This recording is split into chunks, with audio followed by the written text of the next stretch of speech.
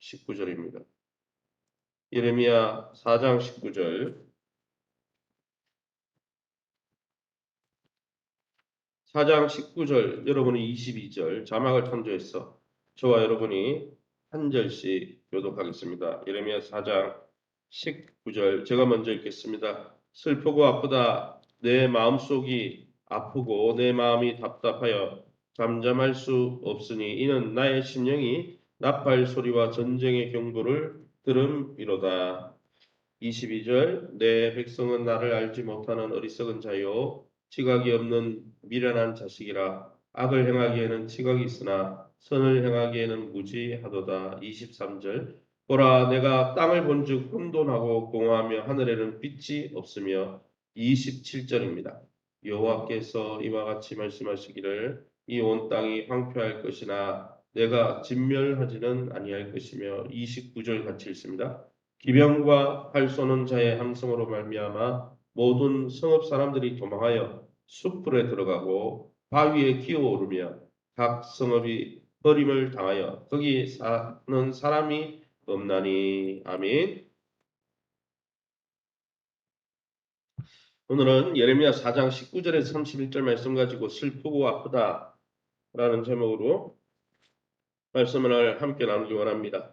오늘 본문에는 무시무시한 예루살렘 남유다 백성을 향한 심판으로 고통당하는 이스라엘 백성, 또 이에 동감하는 예레미야 선지자의 그 마음이 잘 나타나 있는 본문입니다. 하나님의 택한 백성과 세상과의 관계도 잘 드러나 있죠. 그럼 오늘 이 본문을 통해서 우리가 믿고 의지하는 하나님은 어떤 분이십니까? 22절이죠. 내 백성은 나를 알지 못하는 어리석은 자요 지각이 없는 미련한 자식이라. 악을 행하기에 지각이 있으나 선을 행하기에 무지하도다라고 말씀했습니다. 하나님은 예레미야 선지자를 통해서 부모의 마음으로 자식의 미련함과 어리석음을 안타까워하신다는 것이죠. 회초리를 들고 있지만은 그 회초리 맞는 자식을 향해서 안타까워한다는 것입니다. 사랑하는 성도 여러분, 우리는 악을 행하는 데는 지혜롭고 선을 행하는 데는 무지하여서 하나님의, 우리의 아버지 되신 하나님의 마음을 속 태우면서 하나님의 마음을 태우고 있지는 않은지 우리 자신을 돌아보고 우리 자신을 잘 성찰할 수 있기를 예수님 이름으로 축원합니다. 27절 말씀입니다. 여호와께서 이와 같이 말씀하시기를 이 온 땅이 황폐할 것이나 내가 진멸하지는 아니할 것이다 했습니다. 아직 마지막은 아니라는 거죠. 완전히 멸하지는 않겠다라고 말씀하십니다. 심판 가운데 긍휼을 잊지 않겠다는 것이죠. 죽음 앞에서도 소망이 있다는 것입니다. 물론 예수 그리스도 안에서만 소망이 있는 것입니다. 다른 소망이 있다는 게 아니죠. 그러기에 여러분, 예수 그리스도는 우리의 유일한 소망이고 유일한 우리 인생의 대안이며 유일한 하나님을 만날 수 있는 화목제물임을 깨닫고 날마다 그리스도 안에 가기를 힘쓰면서 주님 안에 거하며 주님 기뻐하는 삶의 변화의 열매들을 통해서 하나님 앞에 영광 돌리시기를 예수 이름으로 축원합니다. 그러면 우리에게 주시는 오늘 본문의 교훈이 무엇이겠습니까? 19절입니다. 슬프고 아프다. 내 마음속이 아프고 내 마음이 답답하여 잠잠할 수 없으니 이는 나의 심령이 나팔 소리와 전쟁의 경보를 들음이로다. 예레미야 선지자는 자신의 비통한 심정을 조금도 거르지 않고 쏟아놓고 있습니다. 다가오는 심판을 당할 사람들과 자기를 동일시하고 있는 거죠. 자기가 당한 건 아니에요. 이스라엘 백성들이 당할 일이지만은 자기와 한 몸이기에 같이 아파하고 힘들어하는 것이죠. 유다의 가정들은 전쟁 소식을 듣고 떨고 있습니다. 선지자도 함께 괴로워하고 있는 것입니다. 사랑하는 성도 여러분, 우리는 우리가 돕고 있는 사람들과 여러분 인생의 고락을 함께하고 있습니까? 혹시 나 자신만 의로운 채 공동체의 잘못을 지적하기만 하지 공동체의 아픔을 함께 공감하고 아파하지 못하는 그런 이 영적인 장애인은 아닙니까? 우리 자신을 돌아보면서 예레미야처럼 아파하는 사람과 앞에 아파할 줄 알고 또 기뻐하는 사람과 함께 기뻐할 줄 아는 그러한 정말 감수성이 충만한 공감 능력이 충만한 저와 여러분 될 수 있기를 예수 이름으로 축원합니다. 23절입니다. 보라 내가 땅을 본즉 혼돈하고 공허하며 하늘에는 빛이 없다 했습니다. 여기 나오는 혼돈, 공허 많이 본 단어죠. 선지자 예레미야 선지자는 심판으로 인해서 야기될 유대의 황폐함, 이 유다 사회의 황폐함, 예루살렘이 무너지고 이제 국가가 무너지면 황폐하게 되겠죠. 그걸 어디에 비유한 거예요? 혼돈과 공허. 이건 창세기 1장에 나오는 창세 전에 우주의 상태를 혼돈과 공허라고 창세기 1장 2절에 말씀하고 있지 않습니까? 거기에 비유하는 거예요. 하나님이 창조하기 전에 무질서했던 그런 모습으로 황폐화될까라는 거예요. 하나님 또한 창조 질서가 무너지는 모습을 통해 그 심판이 얼마나 혹독할 것인지를 보여주는 거죠. 이처럼 하나님을 떠난 이 세상의 혼돈과 무질서를 보시기 바랍니다. 여러분, 하나님을 떠나면 양심도 없어요. 하나님을 떠나면 지각도 마비가 되는 거예요. 그러니까 말도 안 되는 것으로 인권이라 그러고 죄악을 포장해가지고 그것이 인간의 도리라고 그러지 않습니까? 우리의 양심만 비추어 봐도 우리의 선한 양심에 생각을 해봐도 아닌 일들을 이제는 그것이 인권이다. 사랑하는 성도 여러분, 우리 가정과 교회는 어떻습니까? 하나님을 떠남으로 말미암아 하나님 없었던 우주의 공허함과 혼돈한 상황이 우리의 가정과 공동체를 휘감고 있지는 않습니까? 다 무너져 내리고 있지는 않습니까?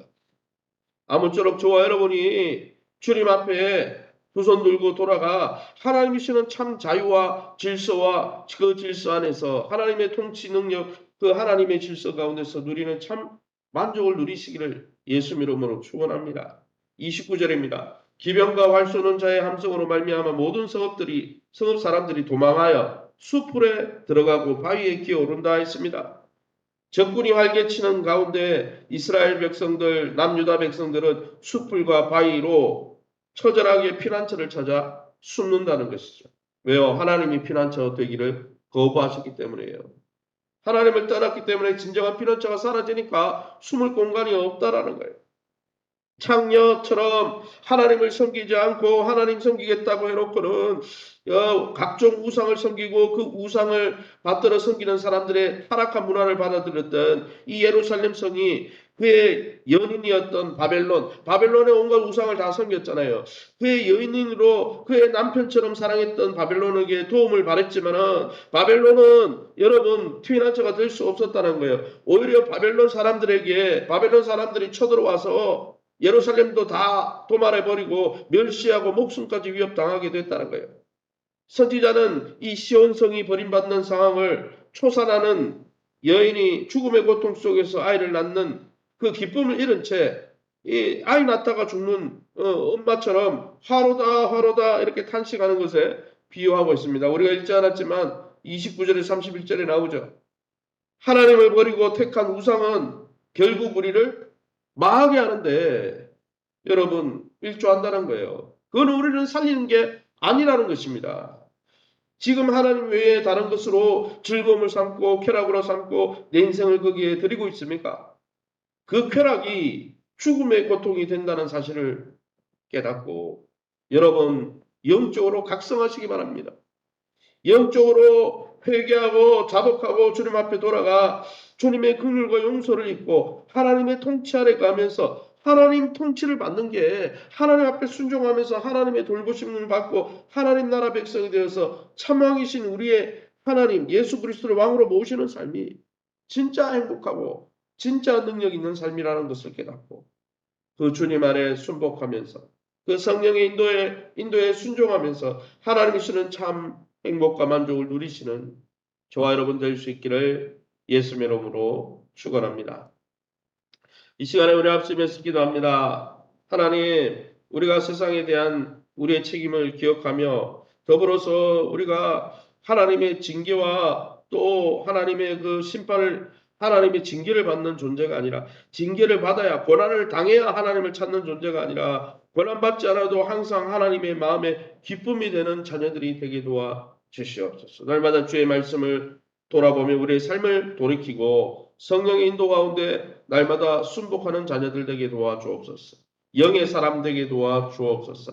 교회가 내외적으로 잘 재건되게 하시되 특별히 다다음 주에 있는 우리 중고등부 여름수련회 24일부터 있습니다. 또 중고등부를 필두로 영유아부 초등부 청년부 수련을 위해서 또 앞으로 우리 일대일 양육과 교회 영적인 회복 운동을 통해서 우리 교회가 더 하나님의 기쁨이 되는 교회가 될 수 있게 해달라고 특별히 세우신 교회의 좋은 관계를 맺고 교회 안에서 믿음과 건강과 기업과 자녀들이 회복될 수 있도록 우리 합심해서 통성으로 기도합니다. 주여 하나님 아버지를 감사합니다. 하나님의 은혜 가운데 이 새벽에도 저희를 주의 보좌 앞으로 되시니 감사합니다.